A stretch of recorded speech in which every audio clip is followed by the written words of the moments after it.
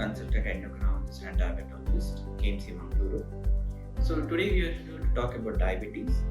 Diabetes is a chronic disease, and November 14th we are celebrating World Diabetes Day. And every year there is a theme. So this year's theme is Global Empowerment for Diabetes. And why are we so serious about diabetes? So if sugars are high, it can cause complications. In short term, if the sugars are very high, you can have diabetic ketoacidosis, which requires ICU admissions. And it also causes infections. So these infections could be urinary infections, it could be pneumonia, it could be skin infection, it could be infection of the foot. So we are worried about immediate high sugars in these conditions.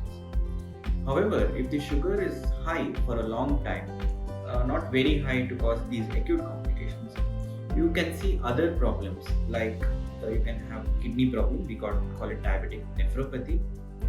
The retina, where the light falls, can have spots or hemorrhage, which could be called as diabetic retinopathy. And then you can have different sensations in the leg, we call it neuropathy.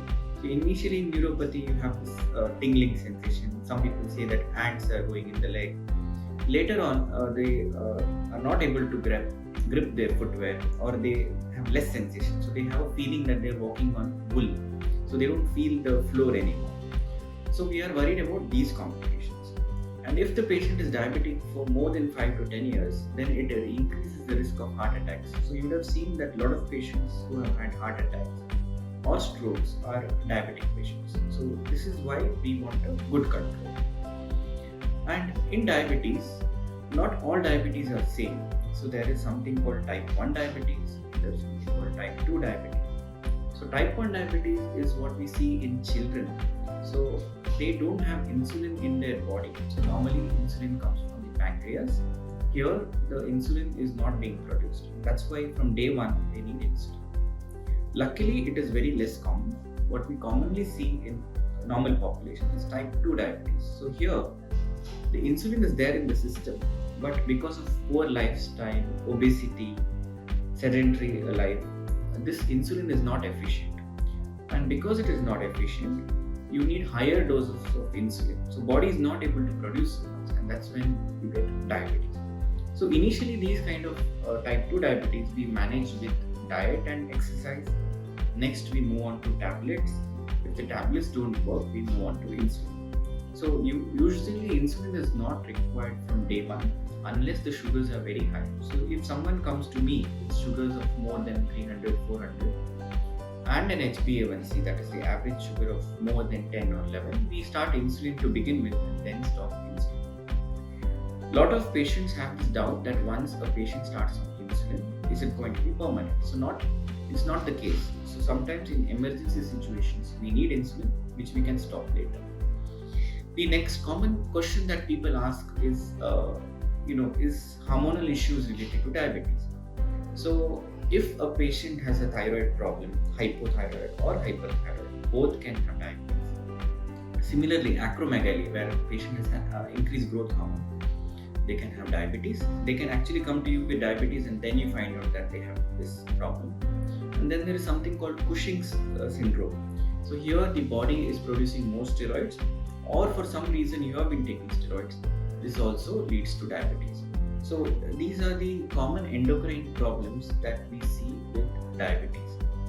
Coming on to goals. So once you know that you are diabetic, you need to keep the sugar under control. So normally fasting sugar should be between 80 to 120. Postprandial sugars should be between 100 to 160. And your average sugar, that is the HbA1c, which gives you the average of 3 months, should be less than 7. If you are achieving these goals, the complications that I mentioned are much lesser compared to someone who has HbA1c of more than 9. So if your HbA1c is more than 9, it's an open invitation to problems. So make sure you keep the HbA1c under control. And as I mentioned, you need to have a good diet and exercise. Exercise should be minimum half an hour per day, 150 minutes per week.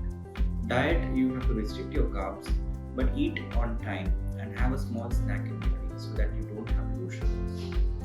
Then the final part that I'm going to cover is diabetes remission. So a lot of people ask me about diabetes reversal. Sir, is it possible to have a reversal at this age? So normally a patient who has been diagnosed diabetes recently, if he's very good with diet and exercise, we are able to reduce and sometimes stop the medicines.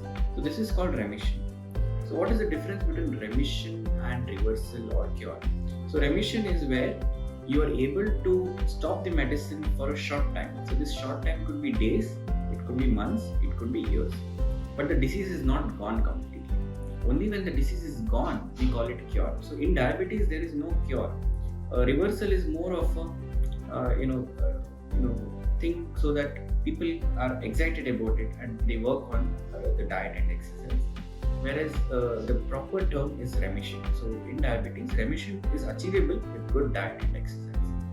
Thank you, Eric.